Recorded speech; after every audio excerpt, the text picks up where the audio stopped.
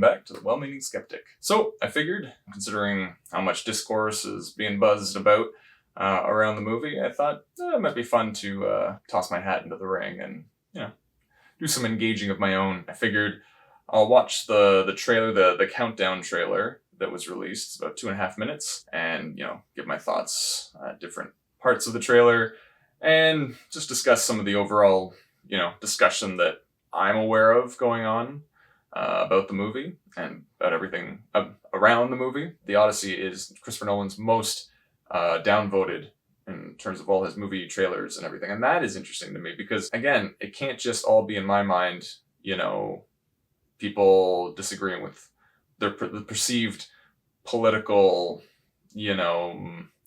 background of the movie and leanings. I think there's got to be something more to that. There's always more variables, right? Nothing's ever usually that simple. So with that being said, let's get into it. Odysseus.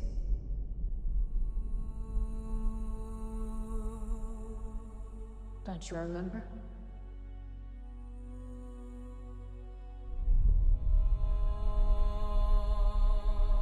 Thunder. Fire. Okay. First few thoughts, I guess, coming up. The music, I wonder if it's going to be music that's in the movie. I've heard that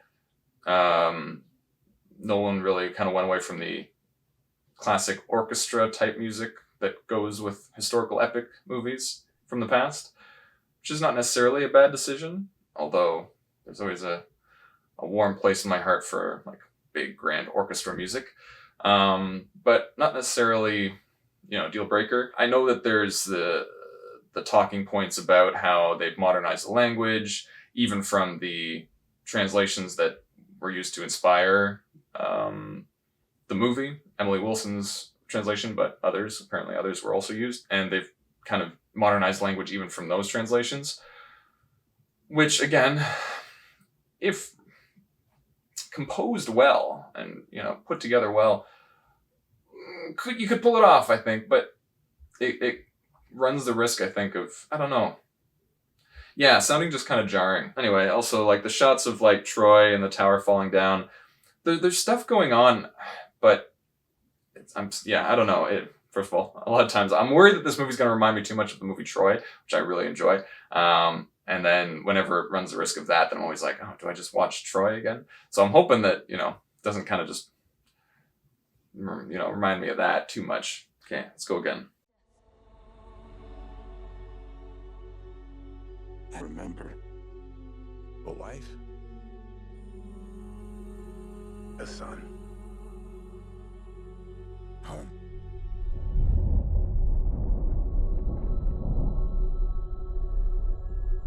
Ithaca's a kingdom waiting for a king. My dad is coming home. You're pining for a daddy you didn't even know.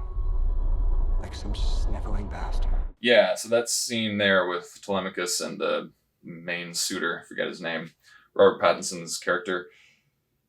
That one's been one of the main examples that people have about the modern language, using dad and daddy versus father, or, maybe throughout the movie we'd get used to the vernacular used, the modern, ways of phrasing things, and also all the American accents, which, to be fair, if they all kind of make everyone American accents, at least there's some continuity there, although, or some like consistency there. I can't help but feel a little off, that it's a little off because, again, we're used to hearing like British accents in historical movies. Again, that's kind of just like this conditioning that we have, which isn't necessarily something that you can never break away from. Side tangent there, where I've heard Nolan saying that, he does want to modernize the language for young people probably, and new, modern audiences, in the sense that, like, this is the language that people use nowadays. But why? There's no real explanation for that. But I do disagree with that because, again, like, I think of the example for me of the first Pirates of the Caribbean movie. Captain Barbosa, I am here to negotiate the cessation of hostilities against Port Royal. There were a lot of long words there, miss. We're naught but humble pirates. What is it that you want? I want you to leave and never come back. I'm disinclined to acquiesce to your request. Means no.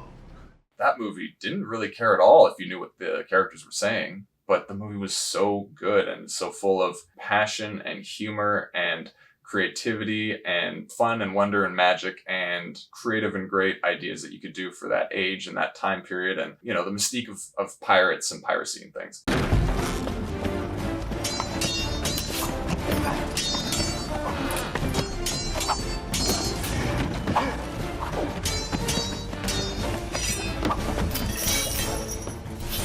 And it didn't really matter. Like, I mean, I've seen that movie like dozens of times, and then the last time I saw it, I had subtitles on, and I was still learning. I was like, oh, that's the word they use. Also, like, what is that word? I had to look it up. It didn't matter because the movie was so fun. And even as a kid, when I understood even less of the words than when I became an adult, I still just, like, it didn't really change anything really. Like, I just loved the movie. So I also think we can encourage people to watch something and be interested because of the quality of the movie, but not quite fully understand it, but then maybe want to learn more of the more complicated language or the more old-fashioned language. Like, I think we should always strive to inspire people to then want to go deeper and learn more and grow and stretch themselves and be challenged.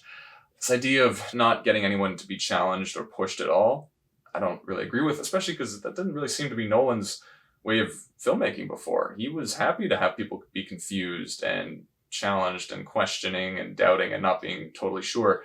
So this seems like a bit of a 180 from him, which I can understand that part is worrying. I get that there is an aspect of this movie that's different where, like, for example, it seems like Nolan is doing the circuit, the media circuit and the interview circuit a lot more than he does in past films. Now it's like he's on everything. Colbert, Jon Stewart, 60 Minutes, all these different, and so that's where there is something feeling kind of off or sus about it, right? It's like, why now? Why this one?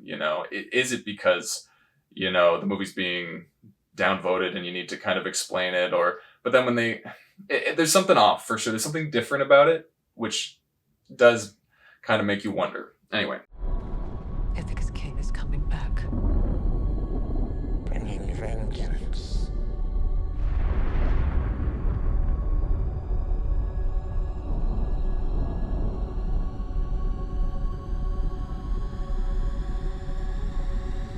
Bringing it all.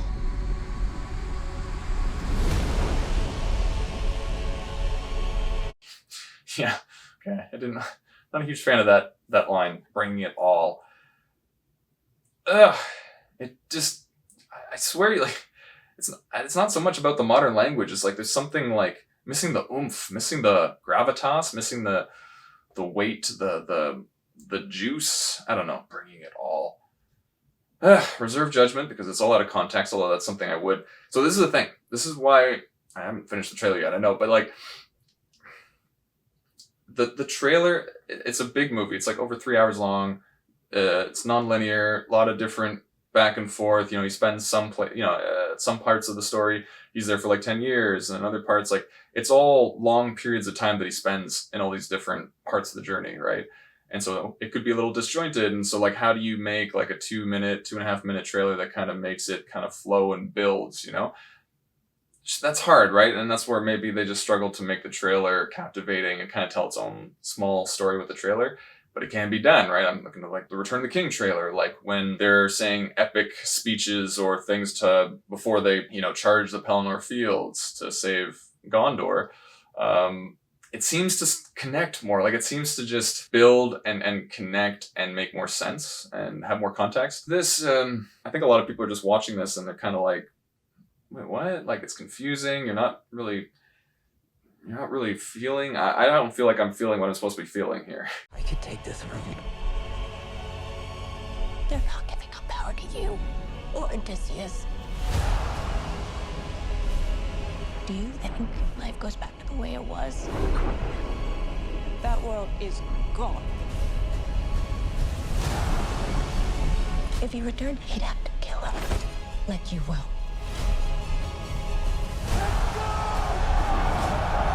You gods don't speak in ways we understand. Who doesn't understand pain? Or blood? I think this is where there's a weird disconnect for a lot of people.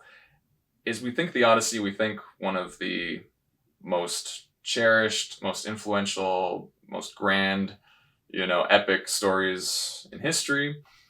And you watch the trailer, and again, it just kind of feels like, yeah, maybe sometimes it feels kind of like cheap, or it seems unfair to say like some parts look kind of amateurish because, again, it's all out of context. But I think we all know certain trailers that we've seen where it's like, I just know I want to see that. I can't wait. I can't think of anything else. I'm going to watch the trailer over and over again. I'm going to get, midnight, tickets to this movie, the first showing.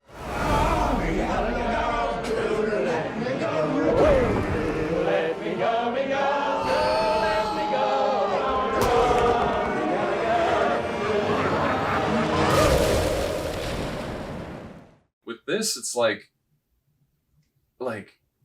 especially nowadays when you think, yeah, it's competing with, so many other things that take our attention away. And that's where I think also people might be worried that, is it feeling the need to, the marketing people or the executives are like, no, we got to make this part of the culture war discussion just so people will go see it, because otherwise people will just go watch anything else, and you really got to compete for people's attention. But it's like, compete with the people's attention. Like, first of all, Christopher Nolan is such a widely appreciated director, and he can kind of just do whatever he wants, and people will go see it. Oppenheimer was a huge success, but it wasn't. It was a biopic. It was a good biopic, but it was, you know what I mean? Like, he shouldn't have to necessarily do that kind of approach. And this kind of feels like, if anything, when you want to make sure this movie is even more mind-blowing, like that this trailer is even more captivating, then, and I think I know, like, I've seen all the trailers and I've seen this one now, watching it twice, you're just kind of like, okay, stuff is happening, people are saying things, everything feels a little off, and not kind of a little like disjointed. Yeah, okay, let's finish it and we can talk a bit more about it, but okay. Oh, blood. The gods told you. Then I defied the gods.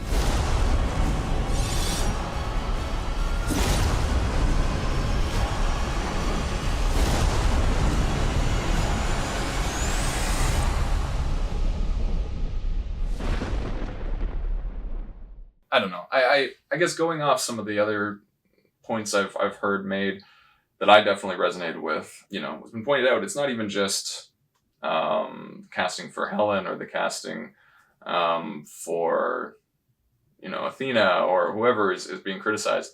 It's like everyone just kind of doesn't feel like nailed, Matt Damon, I'm a big Matt Damon fan. I feel like I've liked him in everything I've seen him in. But yeah, like, as Odysseus, and people like, it's that idea of, Ben Affleck has one of those faces that knows what email is, and Matt Damon maybe is kind of the same, or Matt, he's just, you just know him so well as so many other characters. First of all, I think Christopher Nolan probably could have gotten away with a much more unknown cast, because people are still going to go see his movie, whatever it is, or like a new remake of the Odyssey. I think people will just go. It's hard to say exactly what it is. People can get nitpicky, like they feel like Anne Hathaway's got Botox, which hurts her ability to emote. Again, those things don't even necessarily bother me or worry me too much. Odysseus and his crew using more of like a Viking longship than a trireme or some kind of, a ship that's more appropriate for that time period, is an odd choice. It's a lot of things where they make like the man-eating giants, wear like what, iron or steel armor or whatever. Again, there are things that can be explained away with, well, maybe they discovered that technology first, because them being mythological creatures that not too many people have interacted with. You can find ways to kind of jump through the hoops of making it make sense. You do just wonder why, like, I think the thing for me is, for the first time really yet with Nolan, it feels like all these creative choices don't really resonate, like with Batman, when he changed some things to make it seem more grounded and less comic book style, and, all that, him and his team were creative enough and passionate enough that they made it work, and everyone kind of, Bane, was, although I think Tom Hardy at least got the inspiration of the Bane being a wrestler originally in the comics, so he did kind of take the voice from like a Romanian wrestler or something, I think is the story. But that's like the only real connection. Everything else is quite different. And even for the people I think that didn't like The Dark Knight Rises, I think pretty well everyone liked Bane as a character, right? Oh, you think darkness is your ally? You merely adopted the dark. I was born in it, molded by it. I didn't see the light until I was already a man. By then it was nothing to me but blinding. This just feels like the first time where trying to like have a a bunch of different seemingly clashing ideas or concepts or like ways of kind of portraying different cultures or different parts of the Odyssey story and the different people that he comes across.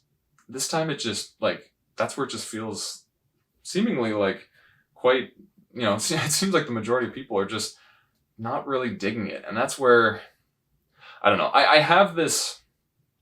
It's like a pet theory, where, and I hope it's not true, but like I do wonder if it seems like he's wanted to make the Odyssey for a long time, and then as the production starts, the project kind of gets away from him, and more hands get into the pie, more people start to try and like get their ideas in there, and then maybe he just kind of either gets kind of shoehorned out or kind of just he loses loses the passion for the project, and then it kind of becomes more of just like a contractually obligated job for him. Maybe that's not fair, but again, just watching the trailer, like it just kind of feels like the cast was very much like, who's hot right now? I wonder if Tom Holland and Zendaya are like, hey, we're married now. It would make our, logistics of our personal lives a lot easier if we could just like work on the movie together. Whether it like totally makes sense casting wise, no one apart from like Robert Pattinson, I think in my mind really feels like, yeah, they really like took some time. They like sorted through people and they were like, yeah, that would really like, that seems to resonate on some kind of deeper level, I wouldn't have thought of Anne Hathaway as Penelope. Tom Holland, I haven't seen him in anything. For me, I'm trying to like add up the pieces that seem like evidence or things that inform kind of how I feel about the movie. Like the trailer itself, all the trailers, they seem uninspired. The footage, none of it gets me like riled up or excited when he's like, let's go, and there's all this charging. Again, I don't have the context, but like there's still something, people say it's very dark and it's, it's not, the shots aren't very vibrant and colorful and stuff. And again, I think like, it's not even just that, like there's something about, I don't know, and maybe it is that they edited the trailer more to showcase things that they knew would get attention in terms of people debating it and arguing to get that kind of engagement versus making a trailer that like really kind of makes sense and like kind of builds an excitement. But in that case, like that's what makes me worried, right? Is like there's just enough things that don't add up where it's like the trailer did not seem to be edited to really arouse excitement in people. If it was, it failed because a lot of people are very bored and upset and confused by it. Christopher Nolan going on this massive interview circuit when before he never really did that.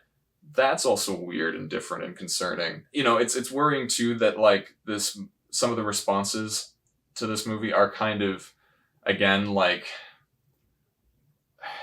lacking accountability and like maturity. Nowadays, it just kind of feels like movies always have to take a side. It's like, how are we getting more tribal, not less? You got that Citizen Vigilante movie that seems very much just for, people say it's for MAGA, right? And, unless you are really in that bubble, you're not going to enjoy it. And then there's movies that are like, unless you're really in kind of like the other bubble on the other end of things, the mainstream progressive woke bubble, you're not going to enjoy this movie because it's got stuff that is only for those people. Like, why are we only making movies now that it's like, okay, like you can make movies of universal themes that like everyone can relate to, right? Why are we encouraging more tribalism and division? That's just really frustrating and confusing to me. It feels more like that, where it just is made to just like piss off the other side and get them wanting to fight online, That's how it feels. Gone are the days of the humility and the maturity, it seems like, of artists to be like, I wanted to express myself and do things in this way. Maybe it's original, maybe it's kind of dissident or pushing the boundaries, or it makes people uncomfortable, which is kind of the point of art. Make people see things in a different perspective. But, if people don't like it, that's totally makes sense, because it's not for everyone. In fact, I really made it for myself, and I was hoping it'd be good enough that other people might resonate with it. That's kind of been, I think, what feels to me the more like wise, mature way of approaching art and being an artist. Nowadays, when it's like, oh, well, if you have issues with this casting, or if you have issues with this decision, then that must mean you have this character flaw, or, you're this way or that.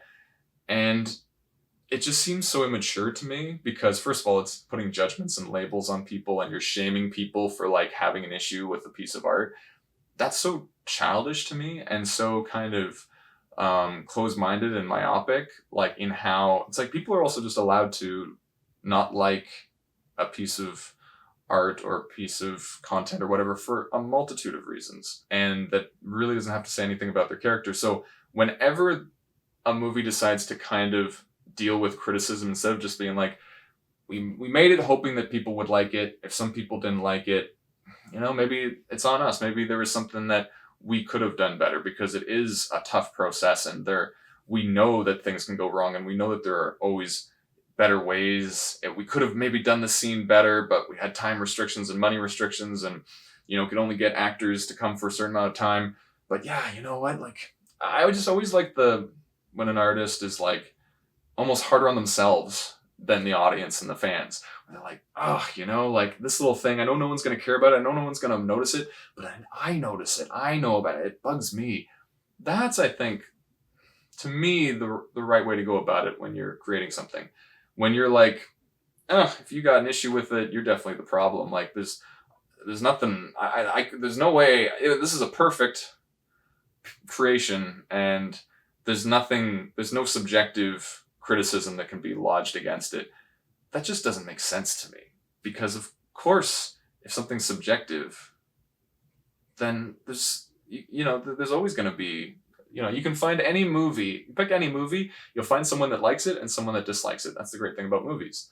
So to kind of have this like absolutist kind of holier than thou, like, oh, I know for sure that if someone criticizes something, then I can call them a name, or I can make them othered, right? By kind of like separating them, like kind of those are those people and those are those people. And once you start othering people, it's harder for people to understand and hear and communicate. And I don't like that. I really don't like that. And again, I don't think that makes for a better society. I do think that why also people are kind of sick of modern Hollywood is because they're really into that. They're really into the shaming and othering people and blaming and judging people for like not liking their stuff, which again feels very narcissistic, very emotionally immature, and yet they then want to feel kind of like entitled and like righteous, self-righteous, in that like they know kind of what's good. But it's like, and that's the problem, I guess, when you act self-righteous, is like you don't realize now how ignorant and immature you're acting, right? If you're always self-reflecting and you're always kind of like, looking at your own behavior and like putting, empathizing, then you don't tend to really disregard people's opinions, feedback, criticisms. That is worrying about this movie, is where it seems like, it's giving me kind of, it's giving Black Snape vibes, like with the new Harry Potter series. Again, to just seemingly like get people riled up and angry or like debating. And like, that just feels so bad faith to me. Like that feels really manipulative and really like gaslighting, right? Where it's like, hey, we're going to totally change how a character is, how everyone remembers them. And if you're confused and kind of shook by that, you should just stuff that feeling, or you should just go with it. Like it's very gaslighting and manipulative. And I know the world kind of runs off manipulation and gaslighting, so it doesn't surprise me. It's just sad to see that be so prevalent in art and movies nowadays.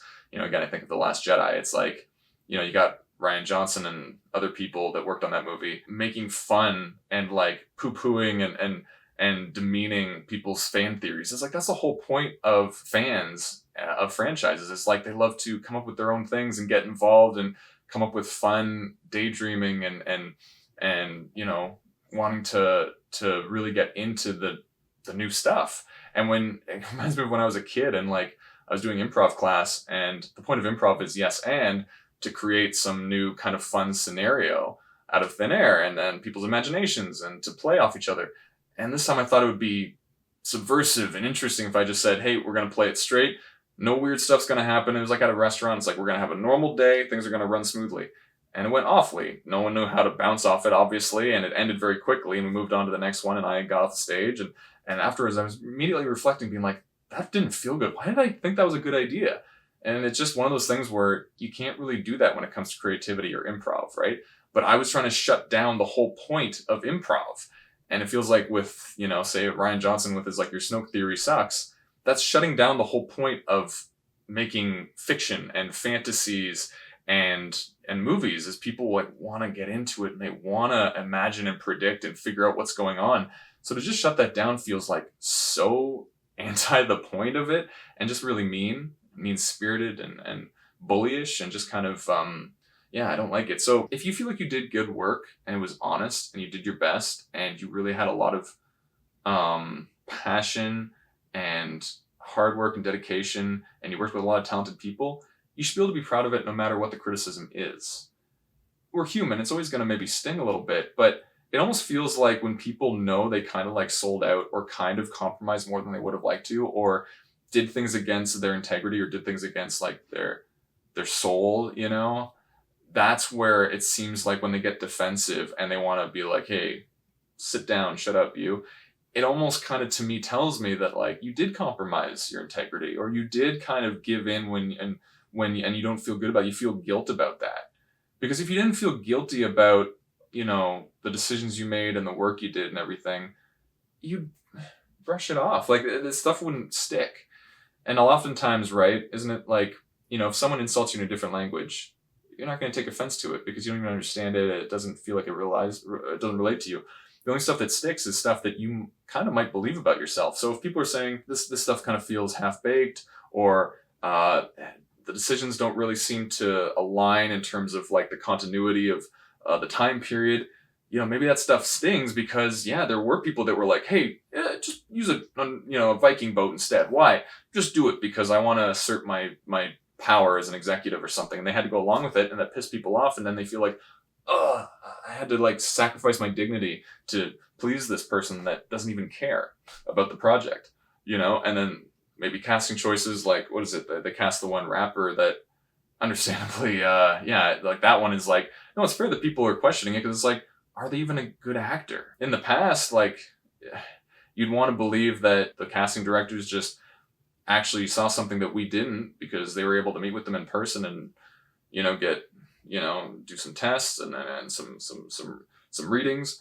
But nowadays, because we know that times people will just kind of get cast because they're big on Instagram or all these things, you know, it's fair that people are skeptical. It's also just like we live in a skeptical age, which I think is great. People are skeptical of institutions and organizations. And yeah, I don't know. I think what's disappointing is artists you'd think would be accepting of the skepticism, like bring it on. They should be skeptical themselves. So it's weird that now, like, you know, the audience has to kind of do the work of the artist, which is like critiquing and being skeptical and questioning things. And the artists are now the ones that are like, hey, don't question anything. Just accept it and just go along with it and just do what you're told. And so of course that's going to bring up, you know, this kind of cognitive dissonance in people. It's going to bring up weird like suspicion, you know. Kind of rambly. Those are just some of my thoughts on the Odyssey movie that's coming out, how it's being handled, how it's being advertised, how it's being talked about. We'll see what comes next and what happens and how the discourse continues and how it changes, and it'll be interesting anyway, for sure. All that being said, I'd love to hear your take down in the comments, and I'll see you around, I'm sure. Peace.